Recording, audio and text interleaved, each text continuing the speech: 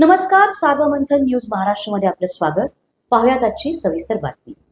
काल प्रभाग क्रमांक 3 मध्ये जी घटना घडलेली आहे की आपल्या माते समान उषा वहिनींवरती काही समाजकंटकांनी काळं फासलेलं आहे, तर ती घटना अत्यंत निंदनीय आहे. याचा आम्ही पूर्णपणे निषेध करतो. जर आता त्यांनी त्याच्यामध्ये एक हे केली, कमेंट केली का हा प्रकार विरोधकांनी केला. आता विरोधक इतके पण मूर्ख नाही आहेत, त्यांनाही राजकारण कळतं, त्यांनाही माहिती आहे की जर हा प्रकार आम्ही केला असता तर त्याची सहानुभूती कोणाला होणार आहे. तर मला असं वाटतं की हा कोणाला जरी स्वतःच्या सहानुभूतीसाठी आपण आपल्या आईसारख्या व्यक्तीवर काळं फासणं हे अत्यंत चुकीचं आहे. ही घटना अशी झाली नाही पाहिजे.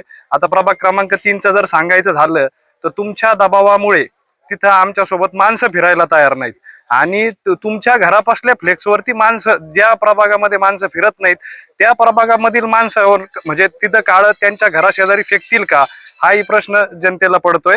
तर ते एकदम कुठेही कोणत्याही गोष्टीची सहानुभूती करू नये. फक्त जे आहे ते राजकारणाच्या पद्धतीने करावी. 50 वर्षात आपण काय कामे केलीत यावर बोलावी.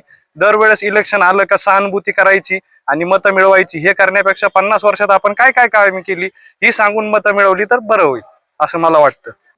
सार्वमंथन न्यूज महाराष्ट्राला लाईक करा, शेअर करा, सबस्क्राईब करा.